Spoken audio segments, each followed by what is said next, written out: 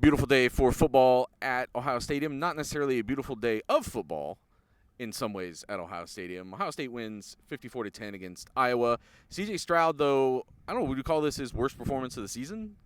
Kind of easily. 20 of 30, 286 yards, 4 touchdowns, 1 pick that counted, 1 pick that got removed for offsetting penalties, and at least one more pass that should have been picked off. So we're grading him. Steven, what is your grade for C.J. Stroud today? It's almost like the tale of two situations. It's CJ before the pick and CJ after the pick. CJ after the pick's probably A+. He was like 9 of 10 at one point with 3 touchdown passes. But for the game, I'm giving him a C+. It wasn't the response I needed to see against a pretty decent defense coming off of what we saw Hendon Hooker do against Alabama last year. And I was kind of discussing this with Doug up in the press box. I don't know what CJ's signature game is against an opponent where there isn't a caveat of Michigan State's pass defense sucks. Utah, they're playing running backs at cornerback, or they're just playing a team who's just outmatched. When he's played a defense that has any level of a post, a lot of the whole explosive efficiency that we talk about with him, that goes out the window.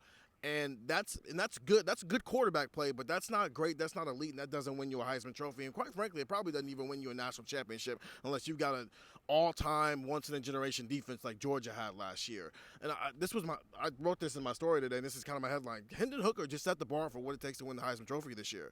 And C.J. Stroud's got to match that. He didn't do that against Iowa. Now he's got Penn State and Michigan still on the schedule, so he'll have some other opportunities. But right now, he's a quarterback who's doing what he's supposed to do while Hendon Hooker is raising the level of play at Tennessee.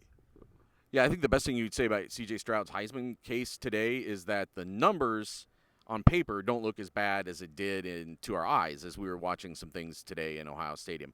At one point in this game, I thought I was going to have to stand up here and give him a D. I think he raised it to a C with his play in the second half. I was kind of rolling my eyes a little bit about this stuff that they were talking post-game about, boy, we got so many short fields, it was tough to get going.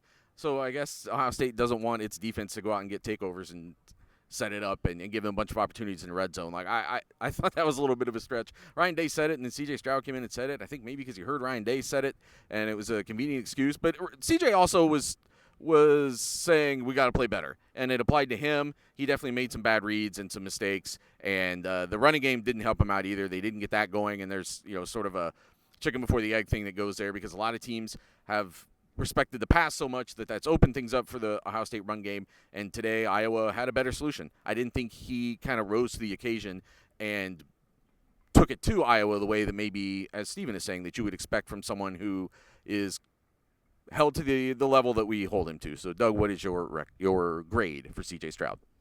Yeah, I think I view it a little differently. I'm going to give him a B. I agree with the idea it's practically 2 different games. But I did think that to play as poorly as he did up through the pick on the first throw of the second half, and then I think he's 9 for his next 9, 3 touchdowns. He answers with the Egbuka, Harrison fingertip catch, Egbuka touchdown, boom, boom, boom, and the 79-yard touchdown to Julian Fleming, where it was an example of no matter how clunky it is for this passing offense, there's still one play away from exploding. And they did. And I was trying to think, okay, well, how many defenses will they face? I think you have to give Iowa credit.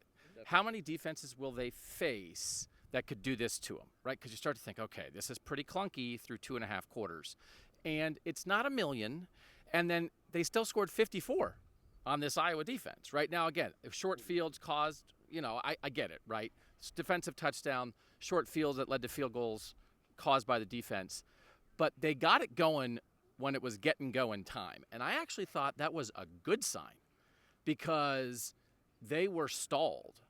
And then, boom, it happened. And so I think that giving Iowa credit, I do think that the Heisman conversation and the national championship conversation are 2 different things.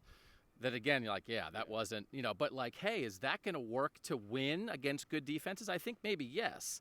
And then, frankly, on the Heisman thing, he at least had a couple crazy runs and throw plays, spin in the pocket. Hey, it was statistically sort of game control. It wasn't there, but it was that's a couple highlights.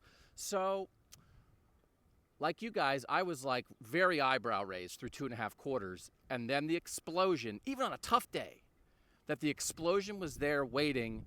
I'm going to give him a B. Yeah, I think it's a matter of just how much you felt like the second half elevated the grade to some extent. We had all kind of looked skeptically at whether Iowa Iowa's defense, which was so rated so high, and the metrics were so good, whether they had seen anything like what Ohio State does offensively and whether it was going to matter that they were so highly ranked. I think it did. I was impressed.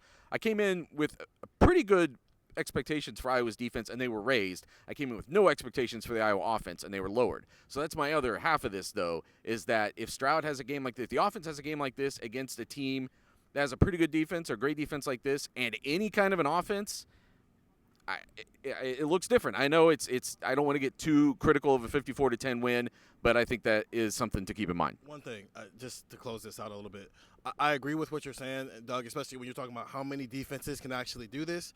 But the same thing could have been said last year, and we counted the defenses that could actually, keep things clunky enough and to pull away with a win, and it led to a 10-2 regular season.